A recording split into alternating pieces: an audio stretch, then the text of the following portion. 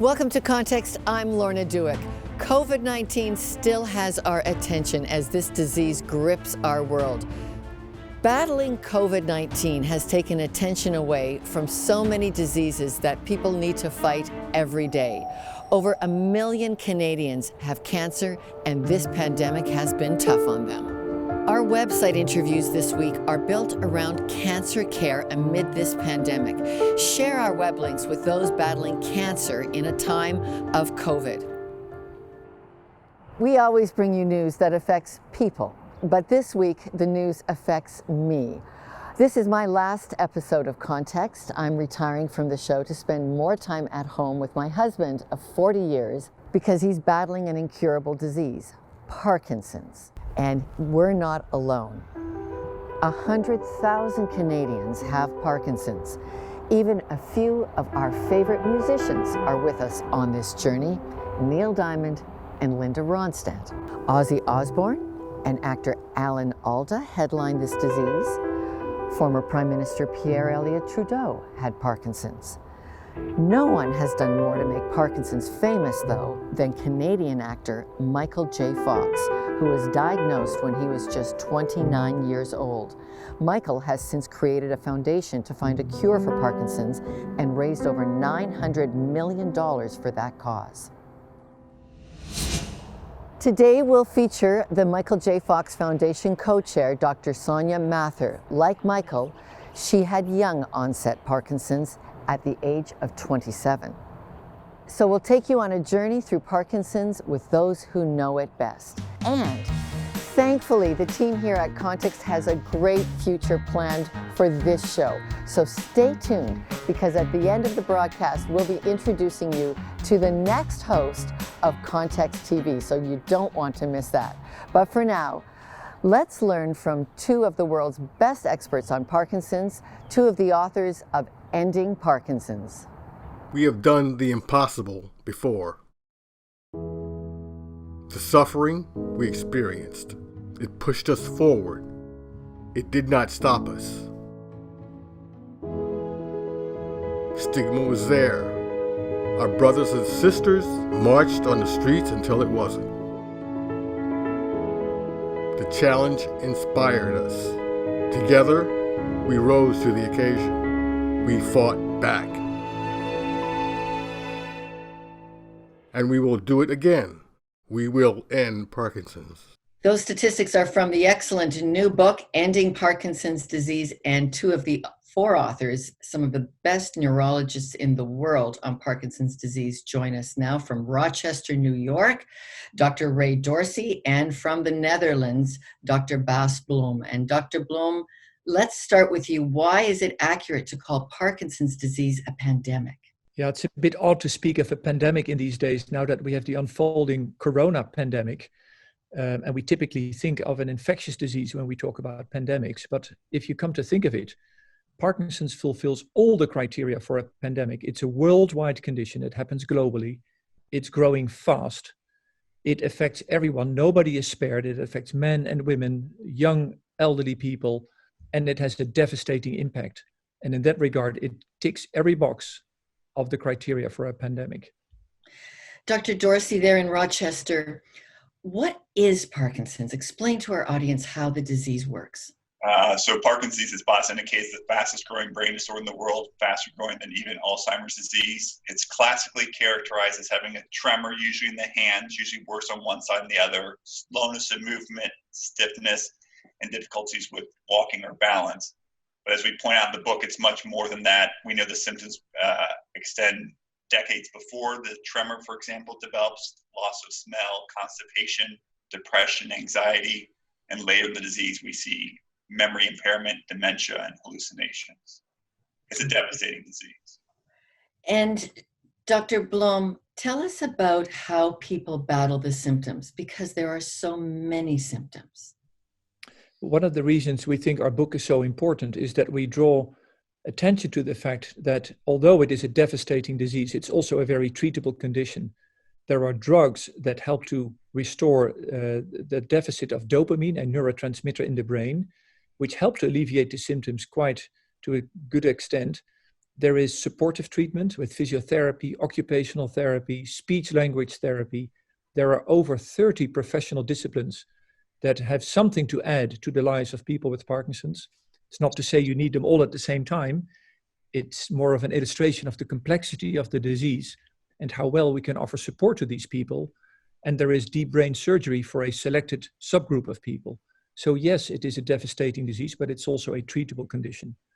And Dr. Dorsey, one of the arguments you all make in this book, Ending Parkinson's, is that we should start by treating it on the preventative. We should prevent people from getting this. What's needed on prevention? Yeah, so as Boss indicated, there are a lot of symptoms, and rather than chasing our tail, we should prevent people from ever getting the disease in the first place. We should prevent people from ever getting Parkinson's disease in the first place. We know that there are numerous environmental factors linked to Parkinson's disease, certain pesticides, including a pesticide called paraquat. These are nerve toxins. These nerve toxins dissolve in fatty tissues like the brain.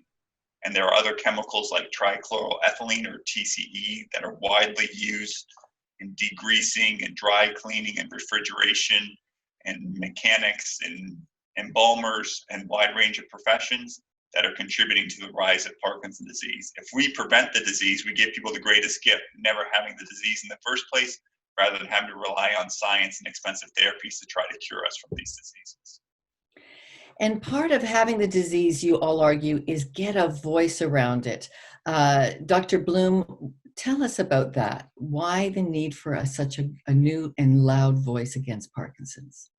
I think many people with Parkinson's, who are among the friendliest people on the planet, in my experience, have been way too kind and too passive.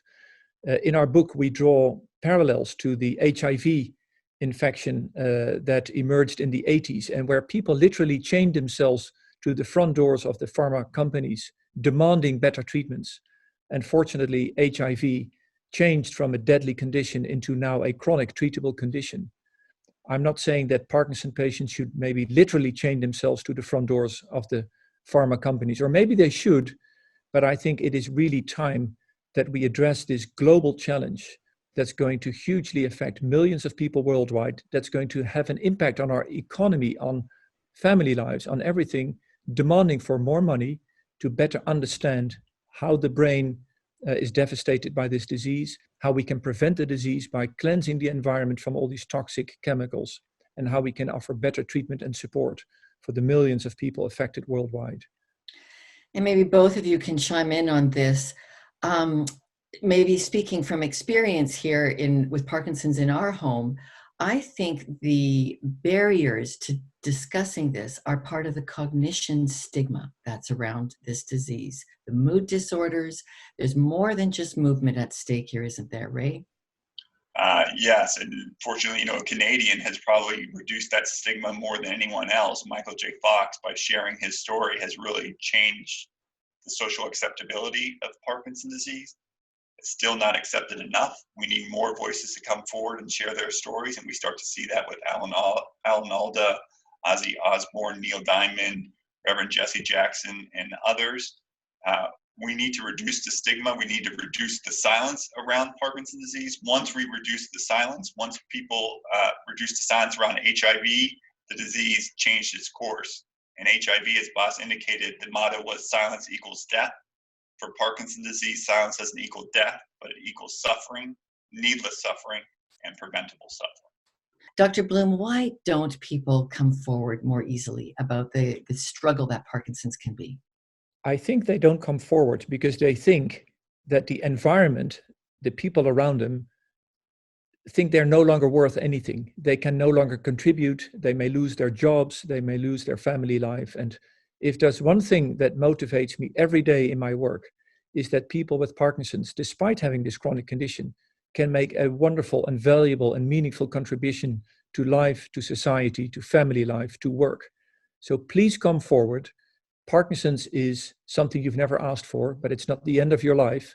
Please come forward so that we as medical professionals and multidisciplinary teams can help you, and so that you can be one of those millions of voices trying to raise further attention for this worldwide fast-growing disease. Thank you so much, Dr. Bloem, for joining us all the way from the Netherlands. Ray in Rochester, here's your great book, Ending Parkinson's Disease. We've got a link up on our website. Thanks for being champions for this cause. You're more than welcome. Thank you for hosting us. Our pleasure.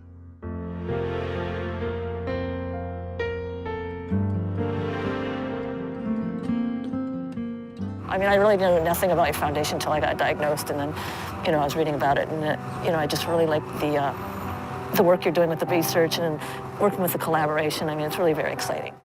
Well, joining us from Vancouver is Canada's best-known podcaster about Parkinson's disease, Larry Gifford, together with his wife, Rebecca, share their journey, 69 episodes strong, the director of Chorus Talk Radio. Larry, thank you for doing what you're doing. Oh, thank you, and thanks for having me on the show. It's a real honor. Well, we're thrilled. Canadians know how important talk radio is coast to coast in this country. You manage all 9 talk radio stations across the country on talk, but this is very different. You decided you need to start talking about your own conditions with Parkinson's. Why did you start that podcast?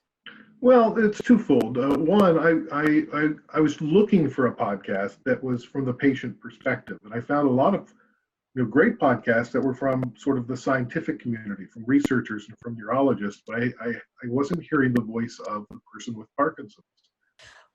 My husband and I discovered When Life Gives You Parkinson's, your podcast, driving through Quebec last summer. And we were looking to just try to make sense of what was coming into our life. And it helped so much to get what I called socialization on this, to hear what you as other families were going through. Talk to us about that, about meeting the community of the disease.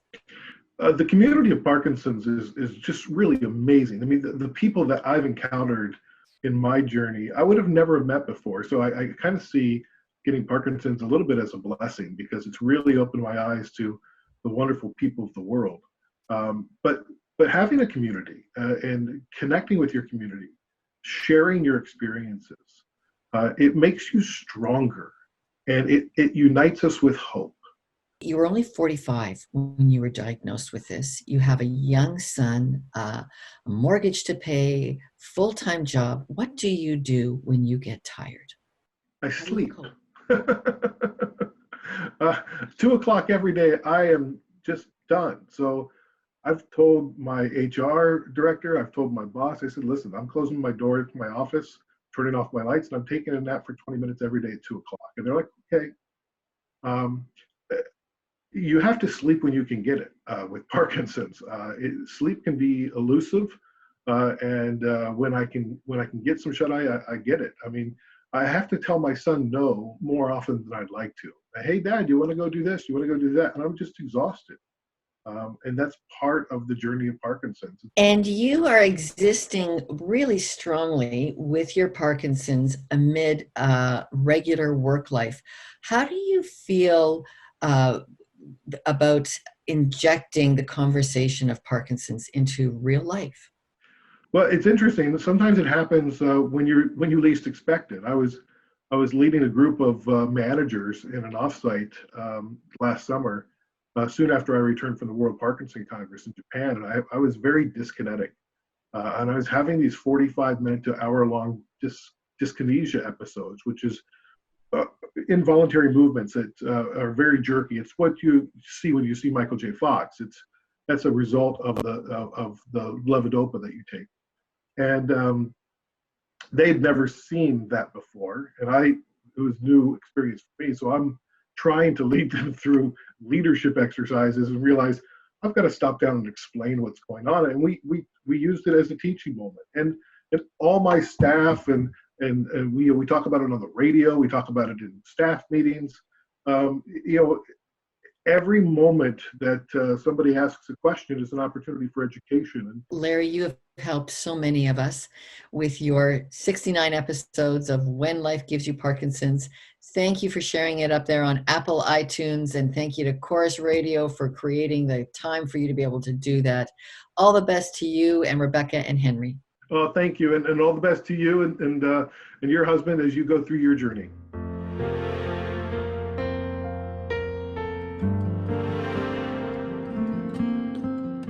When we come back, we'll learn from the co-chair of the Michael J. Fox Foundation, Dr. Soania Mathur. She'll tell me about getting her Parkinson's diagnosis when she was pregnant with her first child.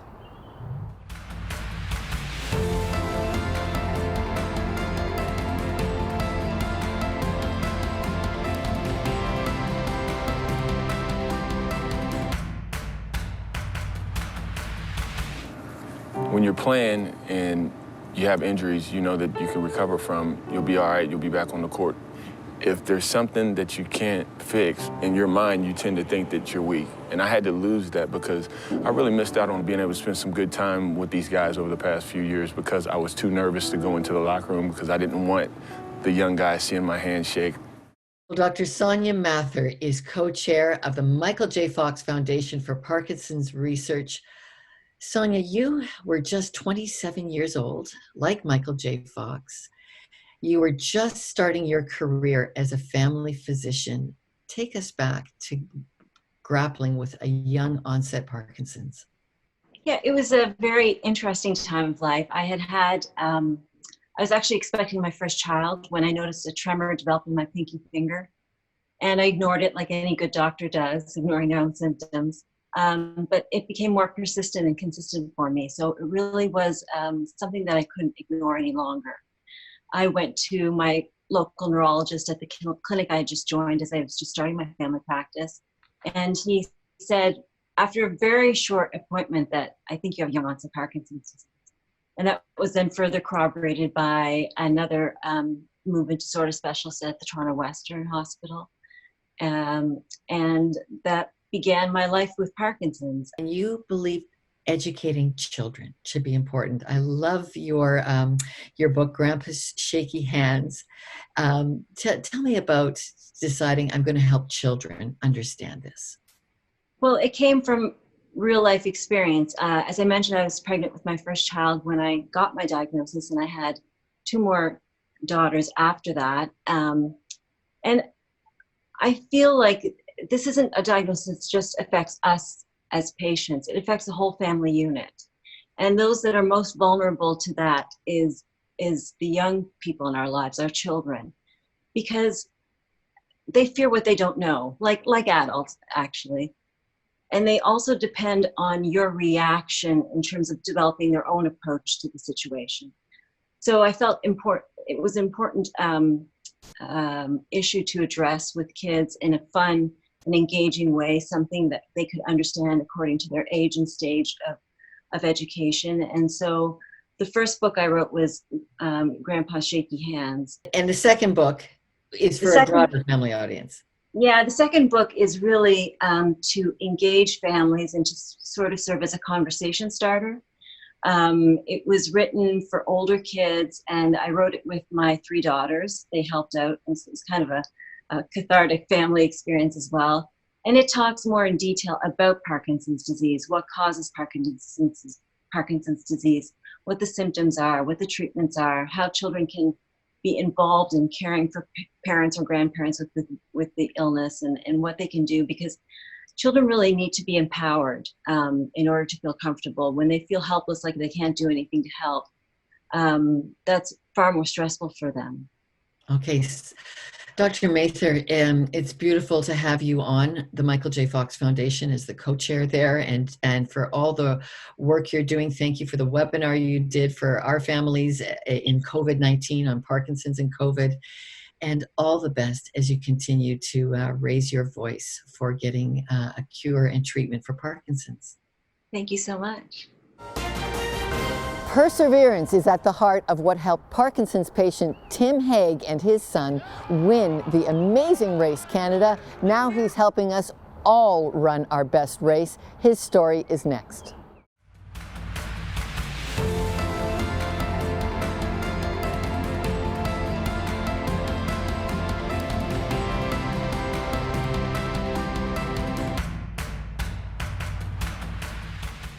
Tim Haig Sr. and his son are well known for winning Amazing Race Canada. And Tim, we're thrilled that you can join us. Thank you, Lorna. It is a pleasure to be here. And yes, we won season number one. Congratulations. And that was with Parkinson's disease. How has your disease progressed since Amazing Race? Well, let's just put it this way, Lorna. If I had to do it again today, I don't know if I could get it done. It has been 7 years already, and my Parkinson's is quite a bit progressed from what it was then. At the time, I was just kind of unilateral, one side of a tremor. Now there's a lot more. Tremor on both sides, a lot more rigidity, slowness. Noggin doesn't work quite as quick as I would like it to most days. But all that said, I'm still doing very well. You know, your book, Perseverance, I mean, it applies to anything in life, but you've had to apply a lot of perseverance. Tim, tell us how you do that when, yes, there are cognition problems, there are mood disorders with Parkinson's as well. Well, it's a pain, to be quite honest with you. It's very difficult, but I became a follower of Christ when I was 5 years old. My dad was a pastor, and faith has been a part of my entire life. If you read my adoption story, you'll see that it began even before I was born. And I've always said that it was Jesus who saved my height at birth. It was Jesus who saved my soul at 5 years old. And it's Jesus who preserves my life now with Parkinson's. And we all have put faith in something. And I put my faith in Christ. I believe that he will sustain me no matter how well my body, my mind works in this life, that one day he's promised to give us a new body. Isn't that a great promise to look forward to? But you are now, you've challenged my husband and I to get into the book of James in the Bible. What did James do for you? It's fascinating to me, the things that God does in your life, you know, how he begins to prepare you so many years before you actually need things. I would have to go way back to when I was a teenager in camp with Youth for Christ in Kansas City. And we would have Bible quizzing, and we were challenged to memorize passages of scripture. Well, way back when, I memorized all of James. And so that is something that my wife and I have continually worked on, retaining and going back to over the years. And it has become fundamental to who I am as a believer, who I am as a person with Parkinson's. James chapter 1 is everything that I base my Parkinson's experience on. That idea of endurance, that idea of God is with us in the endurance. Well, you look at what he says there. You know, he said, perseverance must finish its course so that we may be mature and complete, not lacking anything. Mature? Well, I want to be mature. I haven't quite got there yet. I want to be complete, and I don't want to lack anything in this life. And he has promised that. He said, if anyone lacks anything, he should ask of God, who gives generously to all without finding fault, and it'll be given to him. It's there. We just have to be willing to stay on our journey with him. Okay. And what I love about what you and your family have started, U-Turn, just tell us a little bit about U-Turn and why it's free. Well, U-Turn is just such a passion for me. As a nurse, I spent 21 years as a nurse. It is my heart's desire. It always has been to just help people. And we've got research covered in Parkinson's. We have the Michael J. Fox Foundation, Cure Parkinson's Trust in the UK. So many other entities around the world do a fantastic job of leading the way in trying to find a cure for this, or at least symptom management, so that we can live better in that regard. But precious few do anything to help people. Those of us who are alive and well today, who are attempting to live our best with this disease, we need exercise. We need good nutrition. There are so many things that we need in our intellectual ability, our spiritual ability, health, well-being, our social well-being, our emotional well-being. All of those factors that combine what it means to live well need to be addressed. And that's what I'm passionate about. You can see me right away get on my soapbox. Okay, well, and for all of those watching who have loved ones with Parkinson's, at U-Turn, you can get speech therapy, you can get yoga, you can get exercise classes. We've been Zooming with you on your yoga class in the pandemic. Tim Hague, thank you for teaching us about perseverance and about taking Jesus with us on our journey through Parkinson's. Thank you. Amen. You're very welcome, Lorna. Thank you, and all the best.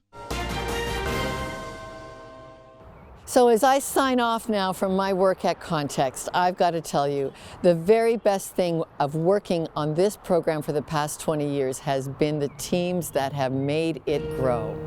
And that happened because of our charitable donors who gave to see this show grow strong in news analysis that helps people understand our relationship with God and His care for this beautiful planet. So thank you to all of you. And a huge thank you to our showrunner, Susan Ponting, who makes this all happen, to Crossroads and Yes TV, who champion this show, to the broadcasters who feature it, and to the many producers who have worked on it over the past 20 years. So now the really big news. And in this time of social distancing at a distance, let me introduce you to your new host of Context, Maggie John. Hi, Lorna. I'm so excited. I am really excited about this. Maggie first came to what is now Context in 2001. You were a young journalism student and you came for an internship. And then you left for CBS, New York City. And we were all like, of course, she's got so much talent. She's going to go to New York City. And then 9/11 happened. Do you remember that time? Absolutely. I remember it like it was yesterday. It was earth-shattering. It was emotional. I remember working for CBS News. I was actually in the train station when I saw people rushing down and didn't know what was going on. And when I got upstairs to the offices, saw the second tower being hit. And it just was revolutionary. It changed my life forever. Being stuck in New York, this Canadian girl, and just seeing the world just light up in front of me. So, yeah. And I remember you and I talked back then. Yeah. And I asked Maggie, could you stay for us now and do God at Ground Zero? And you did a great documentary. You made this half-hour doc on God at Ground Zero. And I've followed your career ever since. You understand what it is to put God alongside the news, to discover people. We're going to be shifting our season for the next little while to completely online. What do you expect to be posting? Yeah, I think the conversation continues with COVID as the world shuts down because of this pandemic. How are people surviving? How are parents teaching their children? How are our frontline workers dealing with all of this as they are caring for nations? So it's a conversation that continues to happen. What I love about Context is there are faith stories behind every story, and we continue to delve into. That's what attracted me to Listen Up back then so many years ago, and attracts me to still being a part of Context today, is being able to tell the stories of how God is moving beyond our headlines and to tell those stories well. Maggie John, have a wonderful time with Context. I know you'll be a great host for this show. And wow, 20 years, it's gone so fast, and you've been just a terrific audience. We've loved hearing from you. We've loved all your support. Thank you so much for this great run at Context.